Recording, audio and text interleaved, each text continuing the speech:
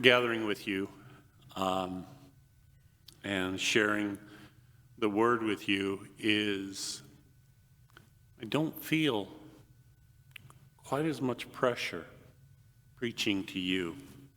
And it doesn't have anything to do with you, or I'm not saying anything about you or anything like that. But if I'm celebrating this Mass, it means that I have also celebrated the 5 o'clock Saturday Mass. And it was then that I had to give what I would call my first draft homily.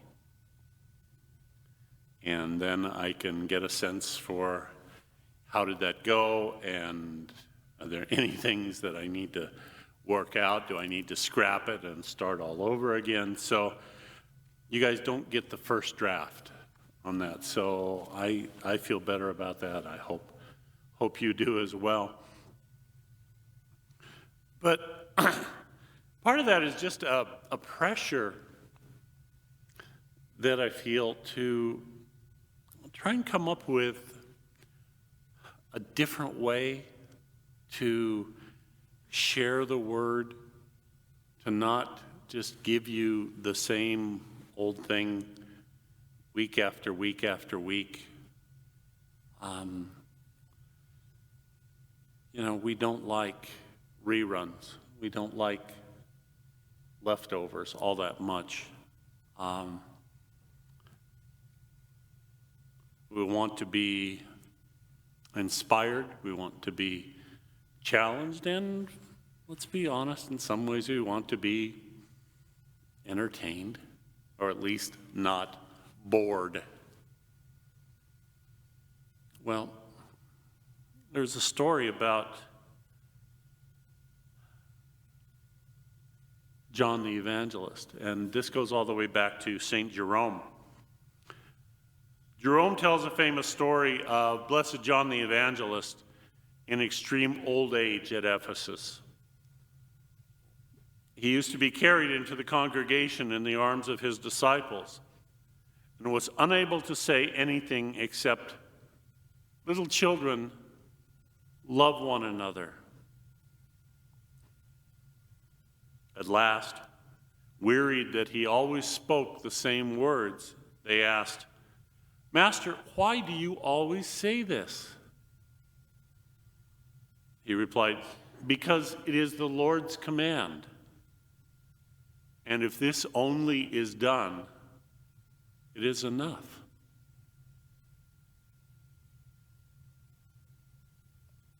That's simple. And yet, obviously, not that simple. I've wondered sometimes what it would be like to deliver to a congregation the same homily week after week after week after week. And I know some people will say, "Boy, it seems like you do," but I would think after a while people would be complaining and just, "We've heard this already. Why do you insist on continuing to say this?" And I would respond back, "Because we're still not doing it."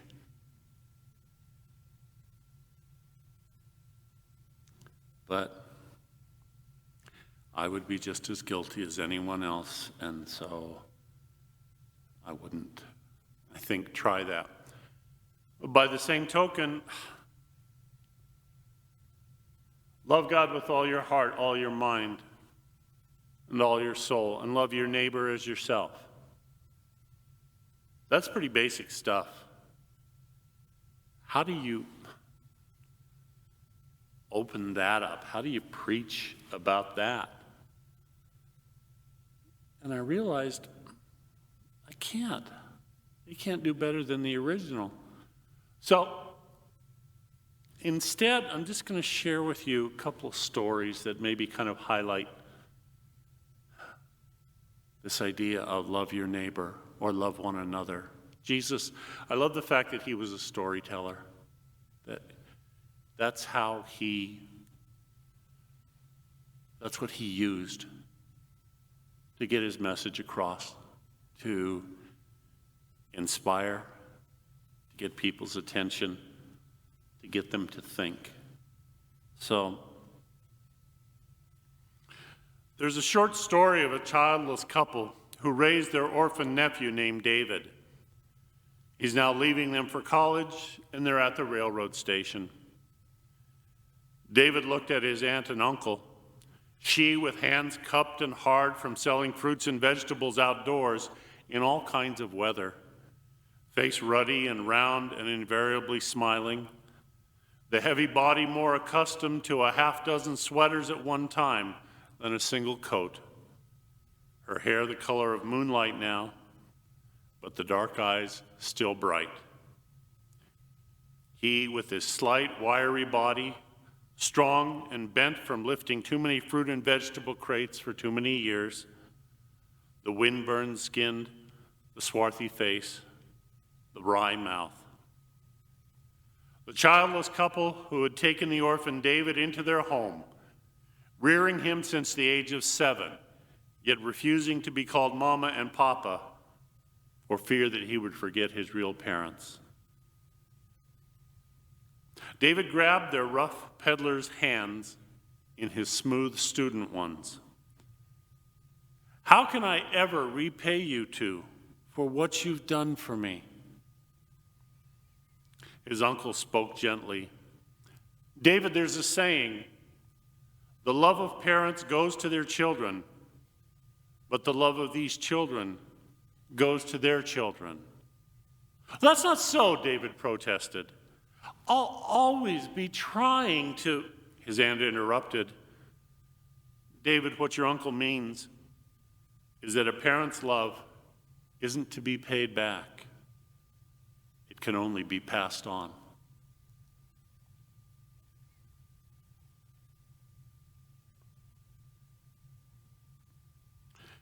Dale Francis, now deceased, was a columnist for our Sunday Visitor. He had a retarded son named Guy, and here's what he wrote about him.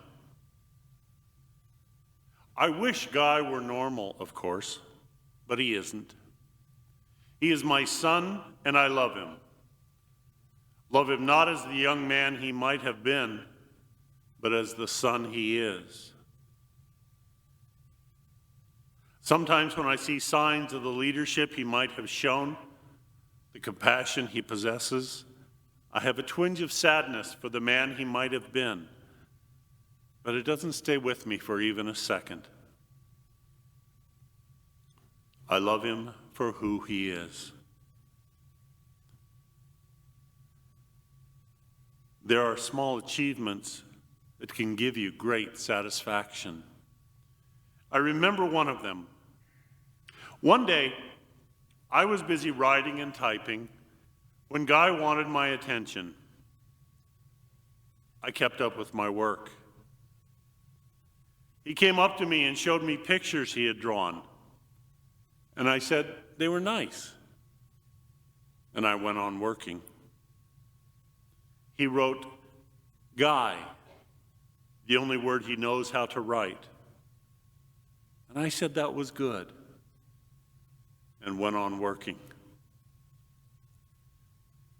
He went away for a little while, and then he came back to me, smiling big. "Look, Daddy," he said, and handed me another piece of paper. There he had written in big but crooked letters, "Dale, my name." How he had written it, I do not know. He had never done it before. He has never done it since. But he did it that day. He held it up to me proudly.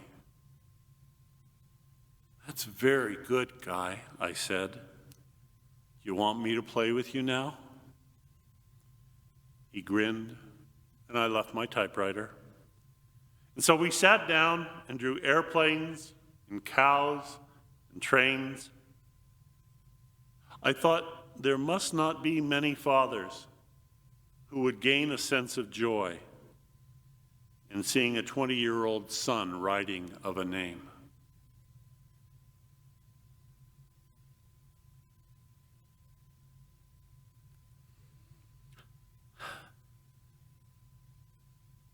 There's so many ways that we can do it.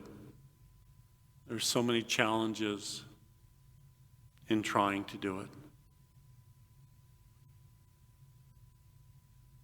Nevertheless, there it is. Love your neighbor. Love one another.